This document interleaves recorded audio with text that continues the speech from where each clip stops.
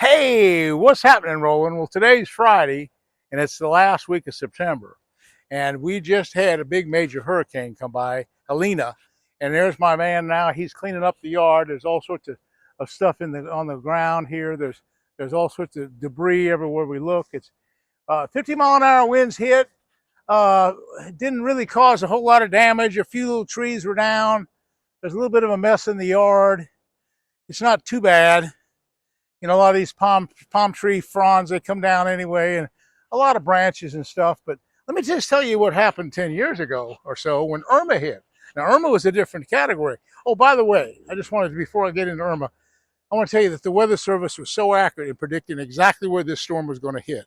They had the spaghetti model showing the exact track here at Naples. We're 140, 150 miles offshore, and it would be 50-mile-an-hour winds. It was all exactly what they said. It would just happen 100%. Well, anyway, Irma was pretty good. They predicted it pretty well, and we were all batting down. We had all sorts of stuff on the windows. But when Irma hit, that was a whole different ballgame. It was a 140-mile-an-hour wind directly here.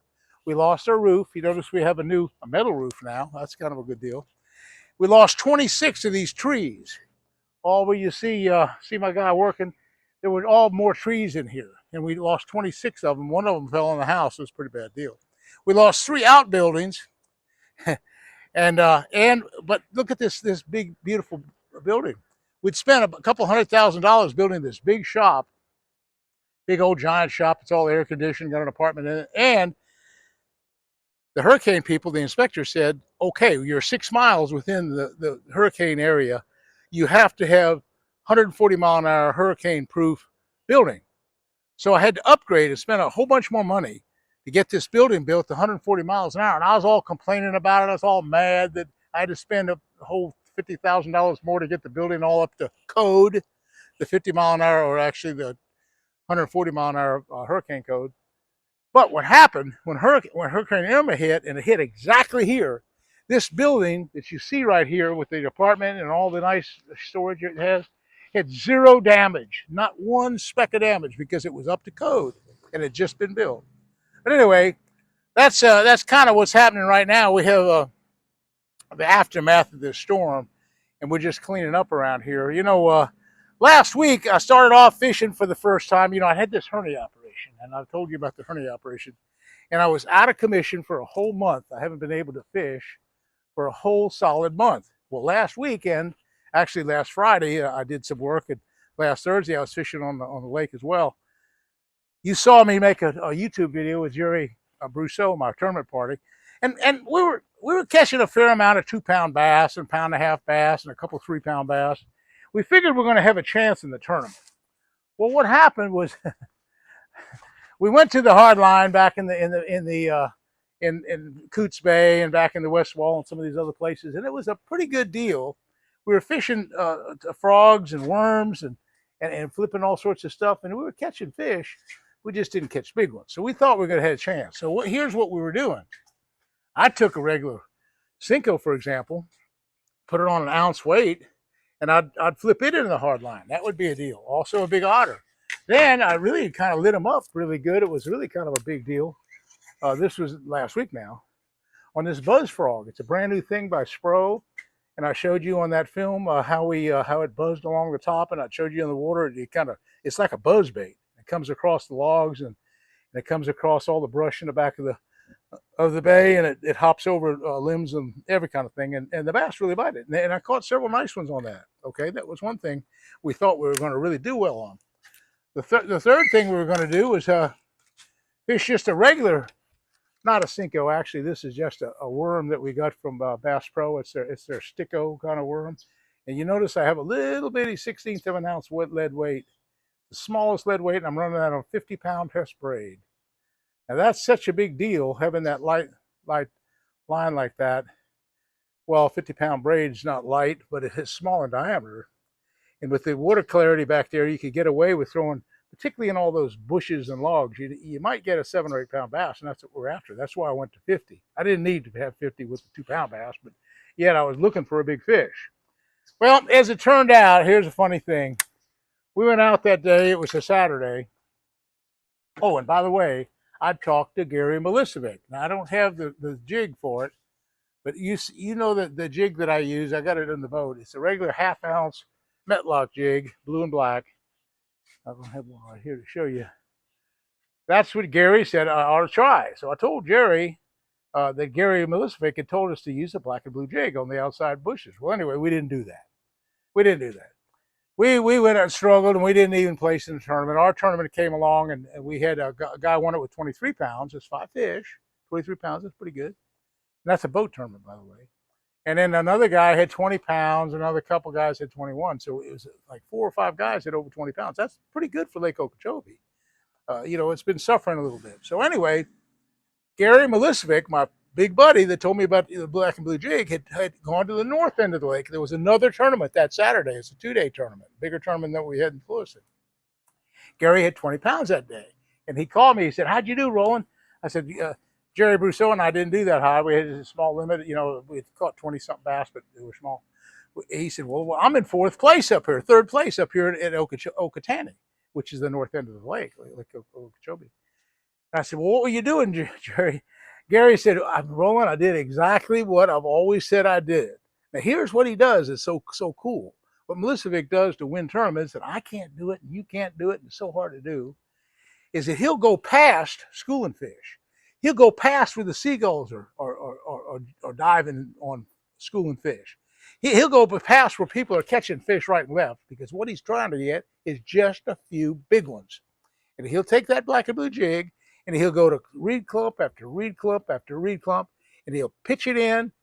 He's very strong. He was quite an athlete in high school.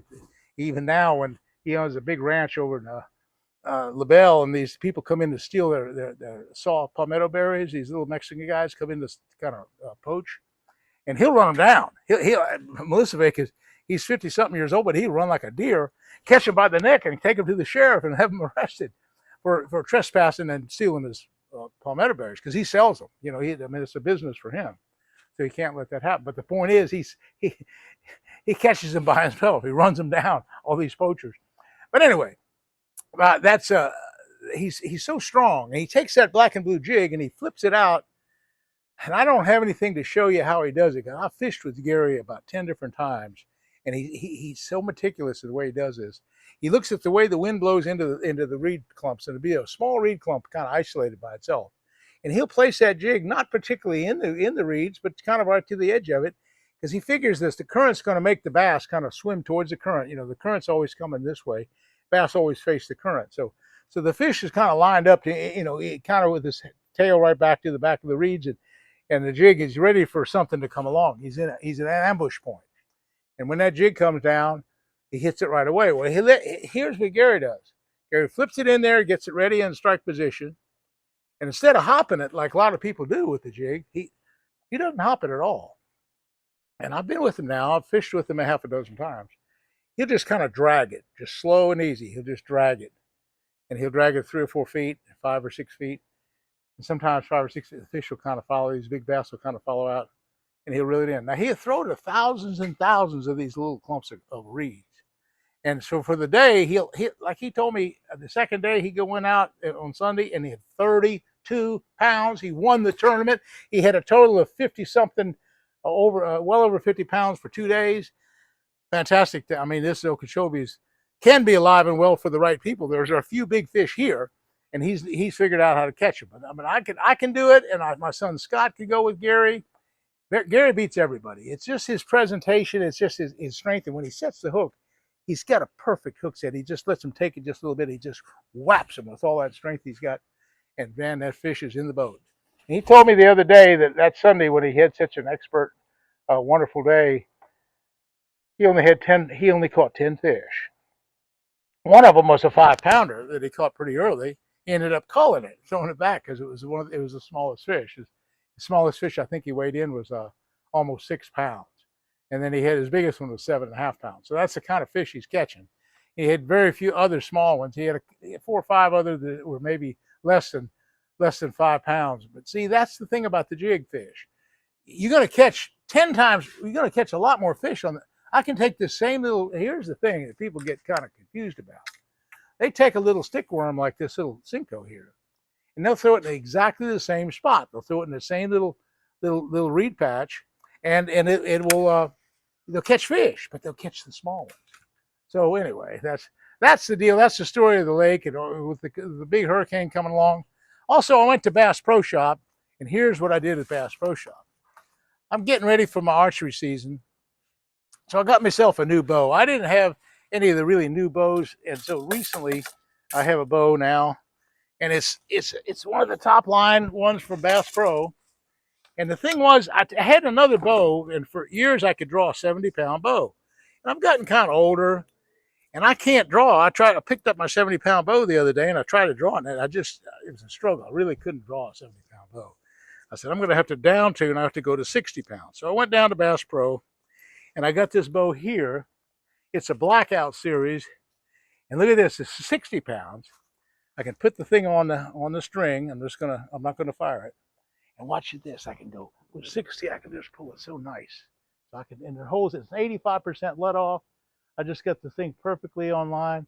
You notice my hand is just real soft and easy, and I'm just holding it forever. I could just hold it really, just track it out there. I could just really lay into it.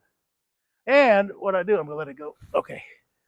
What I did, my eyes are getting a little bit tough, and I know some of you guys might have some issues with your eyes.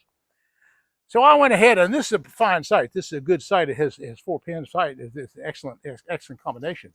But what I have ordered is a 2-pin sight, or 1-pin sight, a single pin sight with a brighter illuminated deal where you turn a little light on, and it all illuminates the dot even better, the single post. And I'll be able to see it better because, see, right now I'm dealing with kind of bad eyesight. So that's kind of what I'm doing right now. I'm just getting ready for another procedure this afternoon.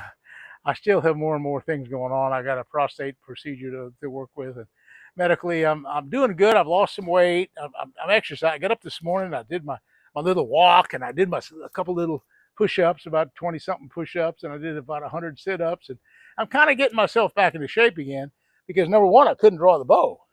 The guy at the bow shop said if I just start lifting weights just straight up and down, that might get me up to 70 pounds. But I don't need to be 70 pounds because if I got a bow like this at 60 pounds, it's still a pretty good, and I can draw it pretty good. Not bad, not with not a lot of wiggle. You know, you see people going, oh, they have all this big stretch. You don't want to do that. You want to get a bow that has a draw weight that you put it up, and you can just come back with a fluid draw like that. The minimum of movement. And so I'm all locked in, ready to go, ready to fire. Anyway, that's the perfect complement now. With these new 85% bows, with the lead off 85%, I can hold for quite a while. Anyway, that's what's happening. I'm getting ready with going with Scott and my 2 grandsons. We're trying to go to Illinois, maybe do a little bow hunting. Hey, that'd be good.